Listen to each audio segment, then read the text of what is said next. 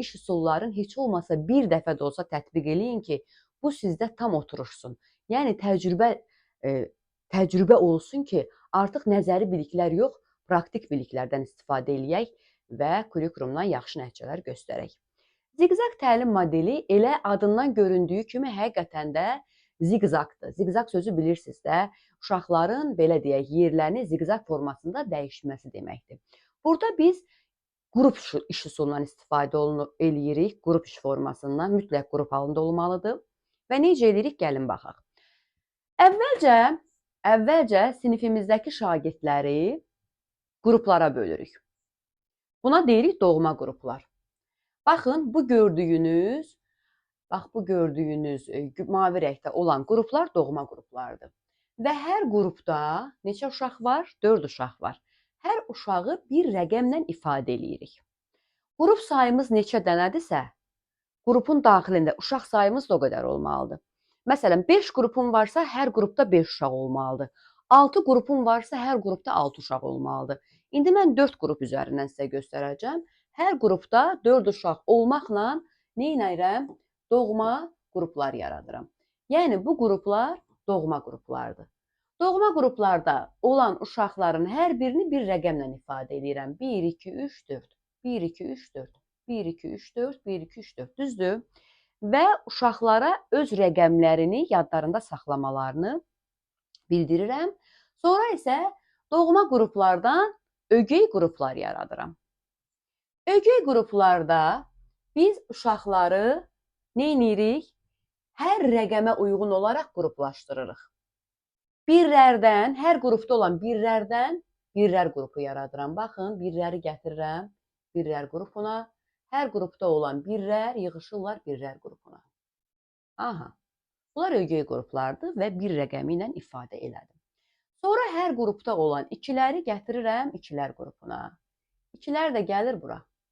Hər qrupda olan ikilər gəldi bura. Oldu nə qrupu? İkilər qrupu. Daha sonra isə hər qrupda olan üçlərdən növbəti bir ögey qrup yaradıram. Üçləri də gətirirəm. Hər qrupda olan üçləri də nə edirəm? Gətirirəm bura və üçlərdən də bir ögey qrup yaradıram.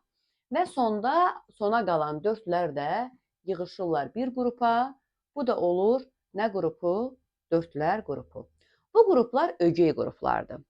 İndi ögey qruplara mən fəaliyyət verəcəm. Nə fəaliyyət verəcəm? Mənim mətnim 8 səhifəlikdir. Mətnim 8 səhifəlikdir. Adətən tarix müəllimlərinə, yəni bu yad deyil, biz belə iri həcmli mövzular keçirik.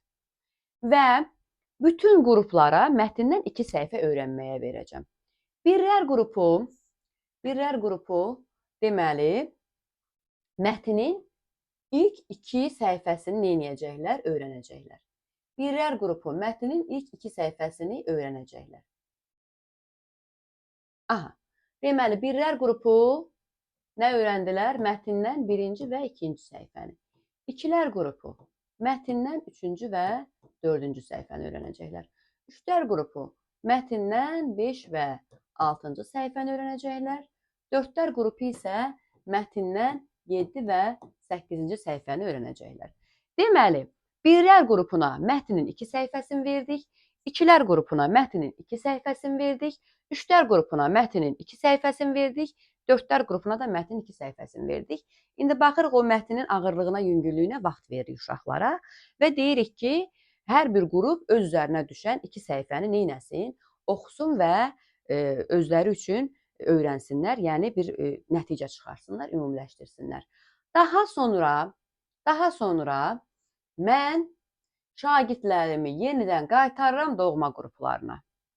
Oxudular, qurtardılar? Əla.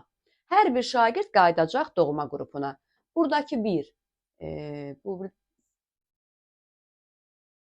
bir qayıdacaq öz yerinə, buradakı öz yerinə, buradakı öz yerinə, buradakı da öz yerinə. Bu minvalla hər kəs nə elədi? Öz qrupuna qayıtdı, düzdürmü? Hər kəs öz qrupuna qayıtdı. Deməli, bizim hər qrupumuzda nə oldu? Ekspert uşaqlar oldu. Hər qrupumuzda, artıq doğma qrupumuzdayıq. Doğma qrupumuzda ekspert uşaqlar var. Niyə ekspert uşaqlar deyirik? Çünki Mətnin 2 səhifəsini bilən burada bir dənə uşağım var. Mətnin yerdə qalan 3-cü, 4-cü səhifəsini bilən bir dənə uşağım var. 4-cü, 5-ci, 6-cı səhifəsini bilən bir dənə uşağım var və 7-ci səhifəsini, 8-ci səhifəsini bilən bir dənə uşağım var. Düzdürmü? Mən uşaqlara ümumi mətni əhatə edən tapşırıq verirəm. Ümumi mətni əhatə edən tapşırıq verirəm hər bir qrupa və artıq qruplar o tapşırığı işləmək üçün mütləq nə etməlidirlər? Əməkdaşlıq etməlidirlər. Çünki əməkdaşlıq etməsələr, o tapşırıq nəticəsini verməyəcək.